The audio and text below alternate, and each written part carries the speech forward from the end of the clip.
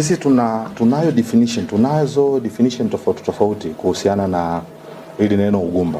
Kitaalamu ugumba ama uwezo uliopungua wa mtu kupata ujauzito ni lazima kuwepo na criteria zifuatazo. Cha kwanza, lazima hawa wanandoa ama watu wawili ambao wako kwenye ndoa wao wameishi pamoja kwa miezi isiyopungua 12. Na ndani ya kipindi hiki wao wanajaribu kupata ujauzito kwa kufanya tendo la ndoa bila kinga yoyote, walau mara 3 kwa wiki.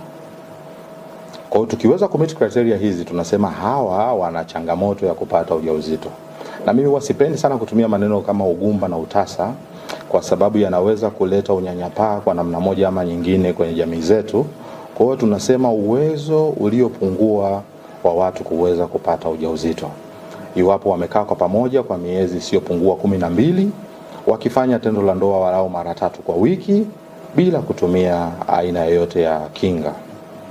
Yes, kwa hiyo zipo sababu tofauti kadhaa ambazo zinaweza kuchangia kufanya watu uwezo wao wa kupata ujauzito ukapungua kiasi. Na katika hili tunasisitiza tena na tena kwamba lazima wakati tunafanya evaluation ya swala hili tuwaguse watu wote wawili. Kwa takwimu za karibuni zilizofanyika, kwa sababu sisi tunaongozwa na tafiti.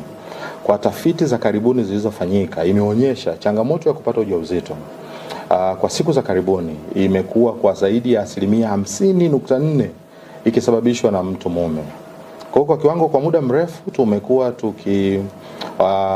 wahamasisha wanawake ama wao wenyewe wamekuwa wakijihamasisha kutokana na kupungua kwa uwezo wao kupata ujauzito, lakini tunapofanya vipimo tunakuja kugundua kumbe changamoto hii imesababishwa na mwanaume. Na kwa sababu ya mabadiliko ya teknolojia na vitu vingine kama hivyo, nataka nizungumze na wanaume wote ambao pengine wake zao wamekuwa na changamoto kama hii. Waje tufanye vipimo, na tukifanya vipimo tunaweza kugundua changamoto iko wapi na tukawapa solution. Sayansi imetuwezesha sasa hivi tunaweza kupata majibu ya maswali mengi ambayo tulikuwa hatuyajui. Ziko sababu kadha wa kadha kwa mtu mke na kwa mtu mume ambazo zinaweza kusababisha kutokupata ujauzito.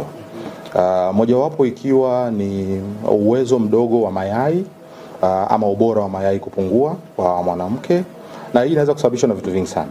Lifestyle, pengine maisha ambayo watu wanaishi siku hizi, vyakula watu hawazingatii tena mlo kamili. Mtu anaweza kula chips asubuhi, akala chips mchana, akala chips jioni. Hatusemi chips ni chakula kibaya, lakini lifestyle ama mitindo ya maisha kama hii ambayo inahusisha matumizi ya vilevi, watu wanavuta vitu vingi sana. Kuna vitu vingi sana vya kuvuta siku hizi, sio sigara peke yake. Watu hawafanyi mazoezi, hawanywi maji, wanaumwa magonjwa mengi bila kupata tiba sahihi. Na hivi vyote vinaweza vikasababisha uwezo wa kupata ujauzito kwa mwanamke kupungua. Na kwa mwanaume hivyo hivyo. Kuna magonjwa ya zinaa ambayo tunaweza tukatulia watu waliwahi kuyapata wakiwa vijana wadogo. Kuna sababu kadha wa kadha ambazo zinaweza kusababisha, na hizi zote ziko katika range tofauti. Kuna upande wa mwanamke, kuna upande wa mwanaume, lakini pia ziko sababu ambazo wote wawili kwa pamoja wanachangia.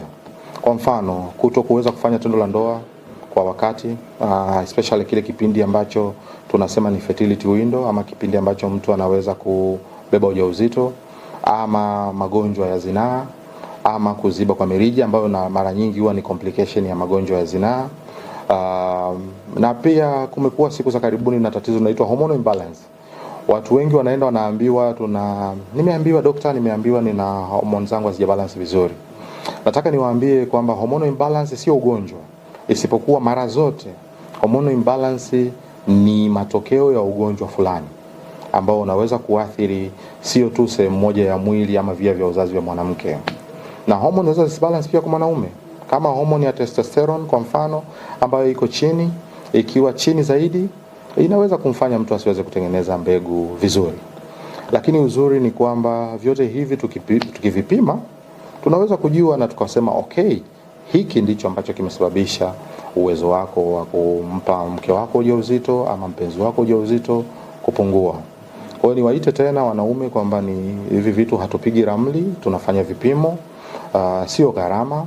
Vipimo vinapatikana hapa hapa kwenye kliniki yetu ya uzazi saidizi KSMC, na tukifanya vipimo vyote tunaweza kufanya matibabu kwa usahihi zaidi. Okay. Mostly ni mwanamke. Na nadhani hii dhana imekuwa hivi kutokana na ukweli kwamba anayebeba ujauzito ni mwanamke. Kwa mwanamke akiolewa kwa mila zetu na desturi za Kiafrika, akakaa mwaka mmoja wa pili bila kupata ujauzito, watu wanaanza kumnyoshea kidole bila kumsahau mwanaume. Wanaanza kupoint fingers, wanaanza kumnyanyapaa, na nimewahi kupata stories za watu ambao mpaka inafikia hatua ya kuathiri afya yao ya akili, kwa sababu wanashindwa tena kwenda kujihusisha na gatherings za wanawake wenzake, kwa sababu akikaa kidogo wataanza kuzungumzia bei ya pampers imepanda, watu watazungumzia changamoto za unyonyeshaji, na yeye inamtesa kwa sababu hajaweza kupata ujauzito. Kwa hiyo hata kama atamshauri mume wake au mwenza wake kuja kupata matibabu, atakuja yeye kwanza. Kwa mara nyingi hapa ofisini kwangu kuna viti viwili kwa ajili ya mwanamke na mwanaume, lakini mara nyingi tunawaona wanawake zaidi. Alafu tunawapima, then baada ya hapo tunagundua mbona kila kitu kinaonekana kama kiko sawa. Na ndio hapo sasa ambako watu tunawaita wanaume sasa. Tunawaambia okay, shauri mume wako, mwambie aje naye tufanye vipimo kwake. Mwitikio sio mbaya, lakini sio mzuri pia, kwa sababu wanaume wanahusisha moja kwa moja uwezo wa kufanya tendo la ndoa na uwezo wa kumpa mtu ujauzito. Na mimi nataka message mojawapo ambayo nataka niitoe leo kwako na kwa wasikilizaji na watazamaji wako. Uwezo wa mwanaume kufanya tendo la ndoa sio guarantee ya uwezo wake wa kumtungisha mwanamke ujauzito. Unaweza kuwa na nguvu ya kufanya tendo la ndoa mara 3, mara 4 kwa siku na wanawake 4, 5, lakini bado ukashindwa kuwapa wote ujauzito.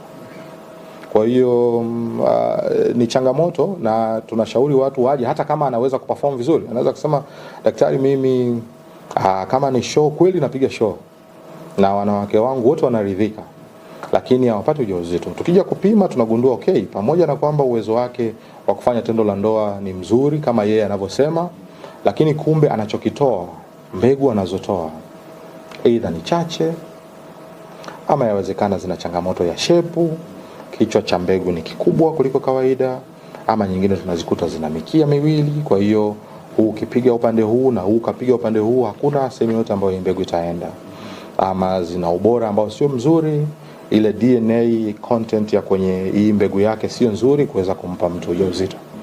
Kwa hiyo tukishagundua vyote hivi tunamwambia okay, changamoto ni kubwa hapa na tunataka sasa tukuanzishie matibabu.